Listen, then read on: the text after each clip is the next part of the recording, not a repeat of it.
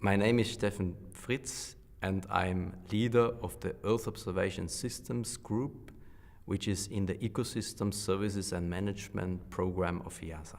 In this chapter, I'm going to talk about the need to reduce uncertainties in global land use information.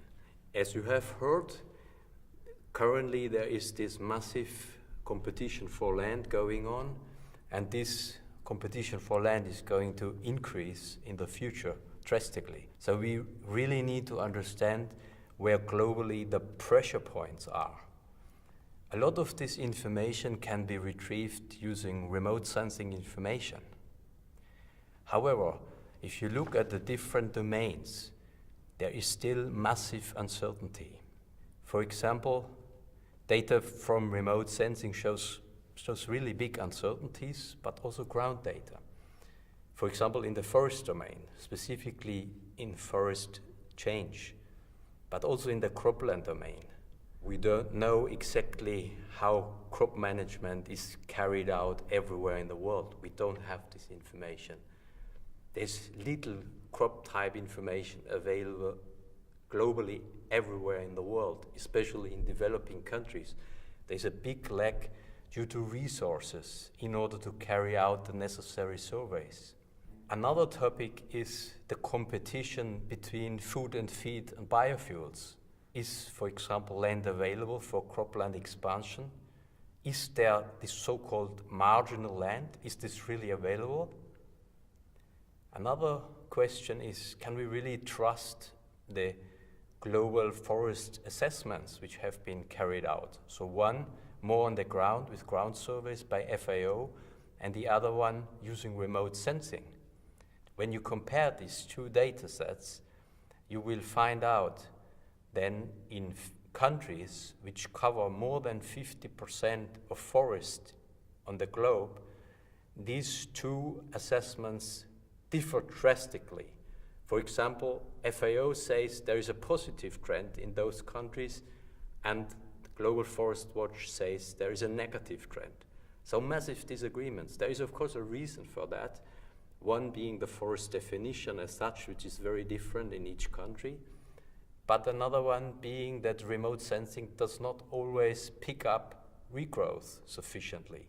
So specifically in Scandinavian countries, for example, this regrowth is not sufficiently picked up. Coming to the cropland domain, if you compare some recent remote sensing products, you will find that there are massive disagreements, specifically in Africa. Here you can see in this graph an example of the Horn of Africa, where one map says there is cropland and another map says there is no cropland at that location, there is natural vegetation. Additionally, when we look at the competition for land, we need to look into the future. So in 2050, we will have 9 billion people roughly on this planet. There will be more need for food production. Is there really land available for cropland expansion? Where are these yield gaps? Can we find it? We have actually built some crowdsourcing tools which let people look at Google Earth type of imagery and tell us what is on the ground. And in this study, we examined if marginal land exists or not. This is just showing now the interface where people can look at any place in the world and tell us what is there. For example, in one study, there was a claim that 50% of the world's transport fuels could be satisfied just by using marginal land. And there was a massive resource of marginal land available. However, when we looked at this data, we found out using our crowdsourcing tool that a lot of this land was currently in use. People are living there. Land is currently already cultivated. So this is because of the wrong information using insufficient high-resolution data for this. When you look at this map, you see the sample we draw, more than 30,000 points, where you see in which places there is very high human impact, and we downgraded this recent claim that there were 1,107 million hectares available, and we found that there was much less available in one of these scenarios, just 375 million hectares. So a massive downgrading of these recent estimates, using very high resolution remote sensing data and crowdsourcing in combination. We've built this GeoWiki engagement platform, which has now more than 10,000 registered users, where we offer tools and certain visualizations how land cover can be improved and land use information can be made better. We have produced a number of products, such as a better forest cover map. Using this crowdsourced data, we use geostatistical statistics and tools to say which map is better at which location, and we build so-called hybrid maps. We also used crowdsourcing to build the first global field size map. Here you see 4 categories, from red to blue. Another product we could make from the crowdsourced data was a wilderness map, where you see the wild areas. Just some examples what you can actually do with crowdsourcing combined with very high resolution satellite imagery. What is the future potential? Everybody of these 7 billion inhabitants nearly and soon will have a smartphone. People are widely distributed all over the globe. They can actually help us to collect this necessary data.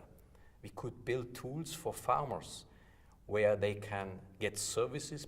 At the same time, we can ask them to collect some data for us. And using this combined, we can produce value-added products, and we can really reduce those uncertainties in current land use and land cover data information. The big question, of course, how do you use information from crowdsourcing?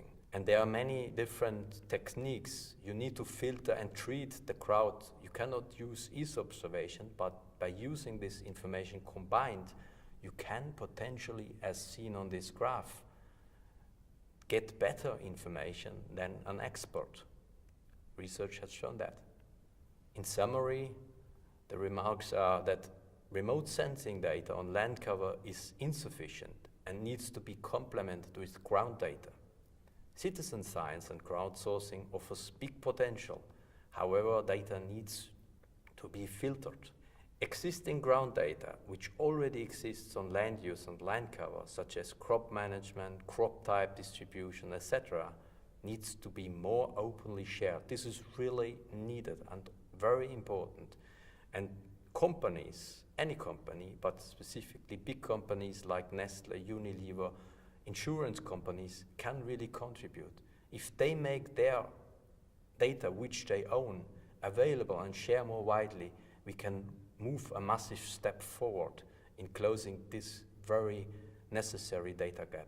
Another element is that more household surveys are really needed on the ground to understand what is going on and to see if the sustainable development goals are achieved and if we are moving forward. And these household surveys can potentially be complemented with so-called high-frequency data collection, which means that you don't just collect data every 5 years, but you can potentially collect data every week. You can ask, for example, farmers, subsistence farmers, what they've been eating, how much, what the shocks were and how they reacted to the shocks if there was a drought, and so on. By making this data available, we can really close a major data gap and move a big step forward. And this will really help us to close the gaps in land use data.